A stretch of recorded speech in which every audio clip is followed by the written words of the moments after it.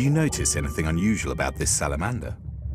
If you need a clue, in this cave there is usually no light.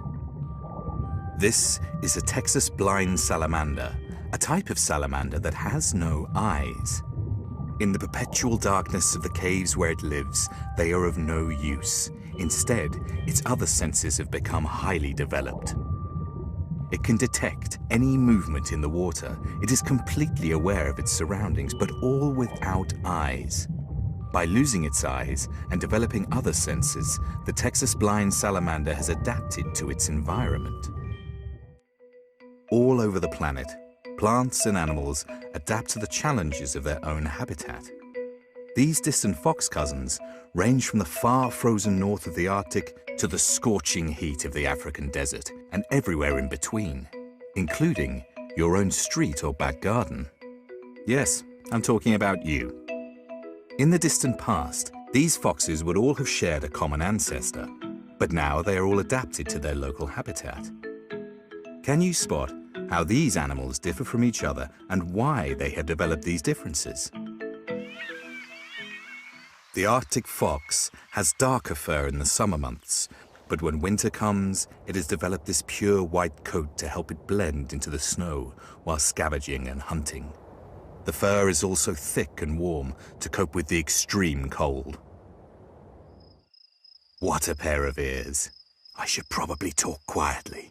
But in fact, although foxes do have very good hearing, that is not the only reason why these desert foxes have such huge ears. It's also to keep cool. The desert fox's amazing ears help it keep cool by helping it to lose heat more quickly. Also notice how the coat is much thinner than that of its Arctic cousin. In the scorching desert, this fox has adapted to stay as cool as possible. This is why the desert fox is also most active at night. Nights in the desert can be very cool, and it's a time when many small desert animals are active. A perfect time for hunting. Nothing happening here. But in nature, things are not always what they seem. Many animals have adapted to use camouflage to hide and blend into their surroundings. Camouflage can be used as a form of defense to help the animal hide from predators. But it can also be used to help catch prey.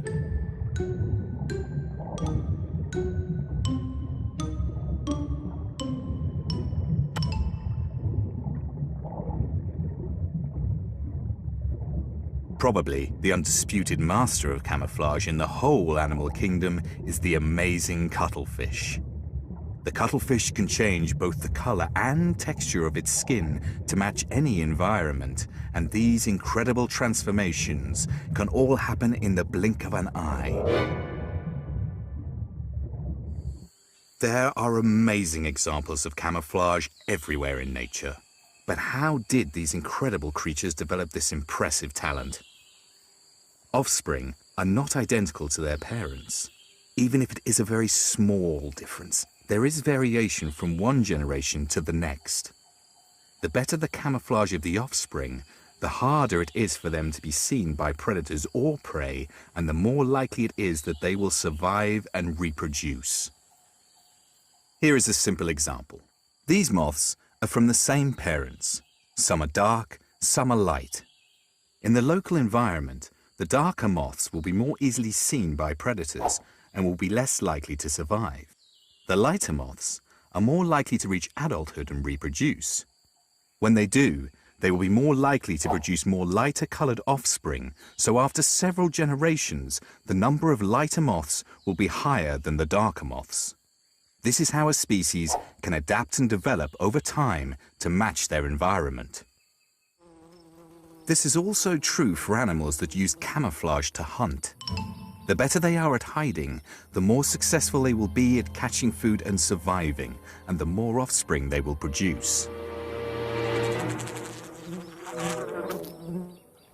So, through variation, we can see how over time a species can evolve and adapt to their environment.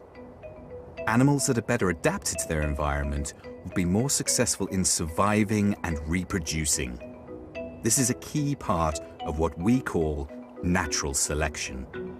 And natural selection is a key part of evolution, which is what we call it when species change and develop over time.